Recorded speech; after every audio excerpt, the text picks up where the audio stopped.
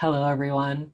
My name is Florence Blackwell, and today I will be presenting my in-progress research from my Bachelor of Arts thesis entitled Whitewash, the Unwritten History of Black Africans in Renaissance Europe.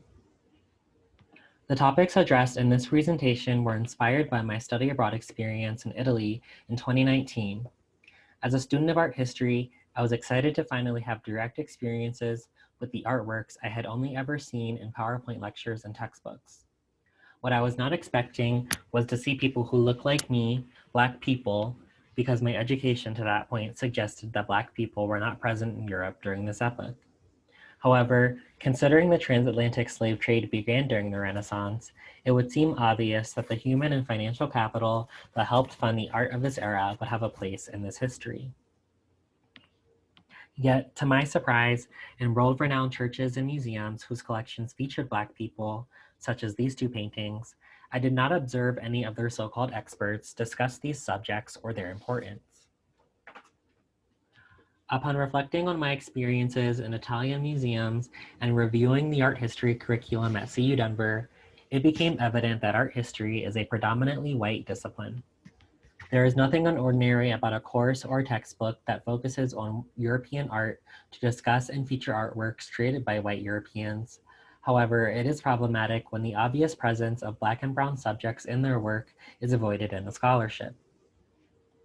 For my Bachelor of Arts thesis, I'm investigating both how white subjectivity came to be the norm and analyzing recent scholarship that confronts the field's racism by attempting to see and center Black subjects and perspectives. For this presentation, I will examine several well-known textbooks with a particular focus on Marilyn Stockstad's art history, whose enduring renown has secured it as the foundational text for CU Denver's art history survey courses. I will also review how the Renaissance came to be known as the period that gave birth to modern Western civilization through the lens of the United States. University of Kansas professor emerita Marilyn Stockstad wrote the first edition of her survey textbook, Art History, in 1995, and the sixth edition was published posthumously in 2018 by its co-author, Michael Cothran. Stockstad's textbook was my first introduction to art history. However, by judging the information it chooses to include, it implies it was written for white audiences and epitomizes the white supremacist pedagogy that has been rampant in art history since the discipline's beginning. This latest edition totals 1,017 pages, not including the contents and index. And in the preface, Cothran states that, quote, "The sixth edition has been revised to reflect such new discoveries, recent research, and fresh interpretive perspectives, and also to address the changing need of the audience, both students and educators," unquote. In the table of contents, readers can visualize that the book's chapters are chronologically ordered from prehistory to contemporary art since the 1950s. At first glance, nothing about this list seems unordinary. But upon calculating the pagination, the data reveals that Europe and the United States comprises 55% of the textbook's contents, which speaks to Stockstad's and Cothran's Eurocentrism. These numbers are alarming and reveal a larger issue of BIPOC audiences in the 21st century being denied the experience of seeing themselves reflected in history, which is a privilege taken for granted by white audiences. Virtually no scholars have critiqued Marilyn Stockstad's art history at length, despite the publication being a part of the long lineage of survey art history textbooks in the world.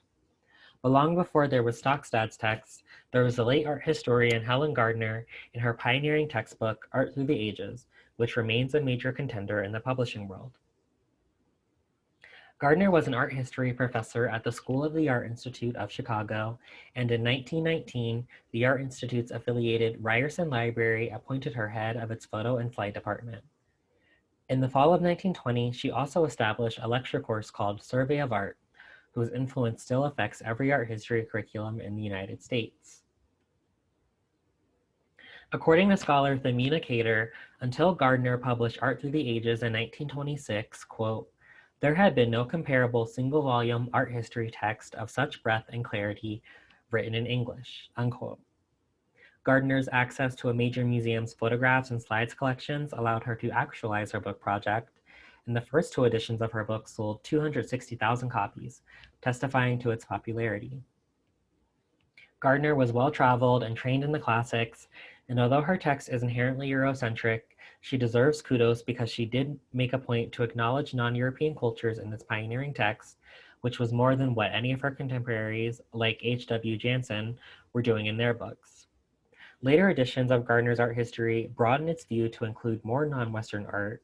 However, being that Stockstadt's textbook is one of the youngest in the field, she had the opportunity to compare her writing to the massive other art history textbooks that came before to establish hers as the first truly global art history textbook that was inclusive of non-Western perspectives, the so-called domestic arts, and women, even if it is still not nearly enough. Textbooks certify what is significant, but also have the potential to refute that significance over time through subsequent editions. As noted in a 2020 empirical study of Gardner's Art Through the Ages, quote, a canonical textbook exerts influences over art history as practice embedded. What is selected editorially, included as a representative of genres, what is excluded, and what is considered excellence can be found in textbooks as essential components in art historical knowledge, unquote. This study asserts that a textbook's power should not be minimized, for it is the gateway of knowledge that frames how a discipline is taught and applied by different generations of scholars. This point segs into the concept of the canon, which is a structural element of art history. Canonization is a complex social process in which certain works of a particular culture are recognized as the highest standard or of utmost importance. In addition, it claims these works as reference points for veneration and imitation. Giorgio Vasari's Lives of the Artists, published in 1550, is a primary example of this process. His biographies of Italian artists he regarded as the most eminent is recognized as the first work of art history, and his choices largely continue to be those studied as Italian Renaissance masters today. Academic Gregor Langfeld views the canon as, quote, an institutionalized hierarchy of artists and styles, unquote, that is then accepted and normalized by society. Langfeld also reminds us that it's crucial to be aware of the often insidious nature of canonization, which regulates which artists are included in history and which artists are omitted from history. The field of art history, art making, the art market, and museums continues to be oversaturated with, as the late canon critic Linda Nochlin put it, quote, the white Western male viewpoint, unquote, which in turn is established by society as the norm. In her path-breaking 1971 essay, Why Have There Been No Great Women Artists?, Nochlin systematically reveals how art historians have perpetuated misogyny and white supremacy by prioritizing the values, genius, and thus artworks of white men. Nochlin also states that this unconsciously accepted belief, quote, intellectually distorts, unquote, history in the visual arts canon by marginalizing the presence and contributions of women and BIPOC artists. Nochlin was a part of a budding generation of Marxists, feminists, BIPOC, and queer artists and art historians who challenged the veracity of the canon and traditional art historical methodologies, work that continues into the present. Langfeld points out that such efforts demonstrate that the canon can adapt to the social and political landscape of that moment. And yet too often these shifts only occur to continue upholding the status quo. For example, since the 19th century and as it exists today, Americans learned that the European Renaissance is the starting point of modern Western culture, and our understanding of its relevance is shaped by our country's self-interest. In his essay, The Italian Renaissance, Made in the USA, historian Anthony Mullio charts how the Renaissance became popularized in the academy and further mythologized by American laypeople who saw parallels between the social and political endeavors of 19th century America and 15th century Italy. According to Mullio, the Renaissance has been heralded as the cornerstone of modernity, and he says, quote, for the past nearly 2 centuries, one of the axioms of historical wisdom in America has been the nexus between the Renaissance and modernity. Americans have always thought of themselves as being modern, their culture standing for change and innovation. For this reason, they have identified in the Renaissance a historical moment which was especially akin in its tastes, values, and seemingly endless willingness to challenge the moral priorities of the past, unquote. As such, White Americans believed they were the rightful beneficiaries of the Renaissance. So when masses of white artists, supported and themselves enriched by the United States' growing wealth in the wake of the Industrial Revolution, made a pilgrimage to Italy to experience its artworks and archives, which introduced the US art market to the culture and aesthetic refinement of Italian old masters.